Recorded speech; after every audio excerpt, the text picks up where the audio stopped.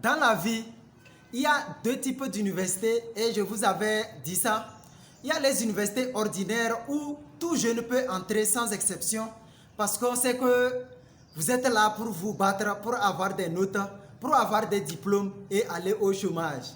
Et il y a un autre deuxième campus extraordinaire qui est destiné aux créateurs d'entreprises. Et là, on vous forme vraiment pour que vous créez de l'emploi. On vous forme pour que vous soyez les acteurs de votre propre vie. Et ici, je parle ici de la société Aferinas au Togo. Et la société Aferinas est l'unique boîte à outils des créateurs d'entreprises.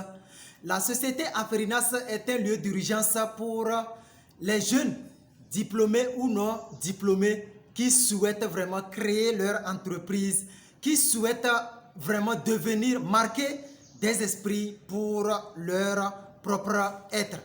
Et là, c'est un centre entrepreneurial destiné aux jeunes entrepreneurs ou destiné aux entrepreneurs néophytes qui souhaitent lancer leur entreprise avec succès. Et là, si tu ne prends pas ton temps pour créer des entreprises qui vont te nourrir, qui vont assurer ta vieillesse, qui vont assurer la vie de tes enfants, qui vont assurer la vie de tes petits-enfants, il faut savoir que nous sommes actuellement au 21e siècle et les choses ont changé. Et là, je ne vous parle pas de quelque chose de facile, mais c'est une aventure qui est réservée à quelques-unes des personnes. Et là, ici à Aferinas, nous avons nos proactifs qui sont là. Ils travaillent sur leurs projets et nous avons mis en place tout un programme en 26 étapes pour créer votre entreprise sans trop perdre du temps, sans trop perdre de l'argent. Et là, lorsque tu connais clairement, lorsque tu sais ce que tu fais, c'est facile aussi de réussir. Là, tu fais les choses la tête haute et tu maîtrises les choses que tu fais. Et c'est encore plus facile. Et là, je vais dire que aujourd'hui, si nos pays sont dans la pauvreté, si nos pays sont des pays sous-développés, le problème, c'est nous-mêmes.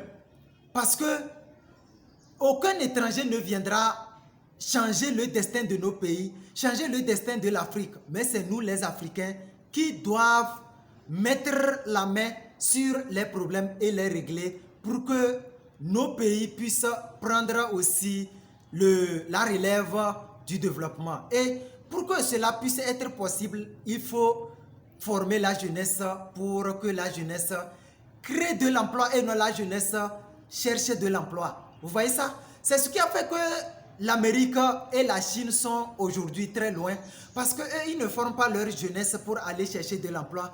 À l'heure actuelle où nous apprenons nos jeunes à bosser pour avoir des notes, les jeunes Chinois sont là dans les laboratoires en train d'apprendre à inventer des machines, en train d'apprendre à inventer des voitures, à inventer des avions, à inventer des motos que nous allons acheter sur Alibaba et importer chez nous ici et là. Ce n'est pas en important que nous pouvons développer nos pays, jamais.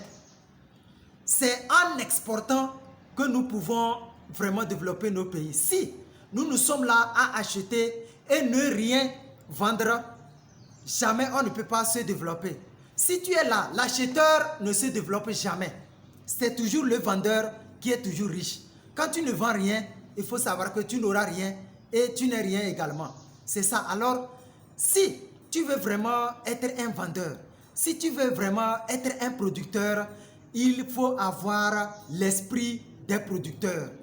Tu ne peux pas avoir l'esprit des consommateurs, tu ne peux pas avoir l'esprit des acheteurs et prétendre être un producteur. Ça ne marche pas comme ça. Tu vas toujours échouer. Donc, il faut toujours avoir l'esprit des producteurs. Il faut avoir l'attitude des producteurs. Il faut avoir l'attitude ou le comportement des producteurs.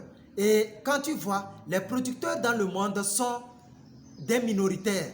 Et ils ne sont pas nombreux.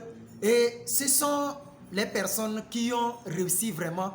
Et ici, là, je vais essayer de partager avec vous le triangle du succès. J'aurai à partager avec vous. Je vais vous détailler de A à Z le triangle du succès et vous saurez dans quel triangle, dans quelle partie du triangle vous vous situez.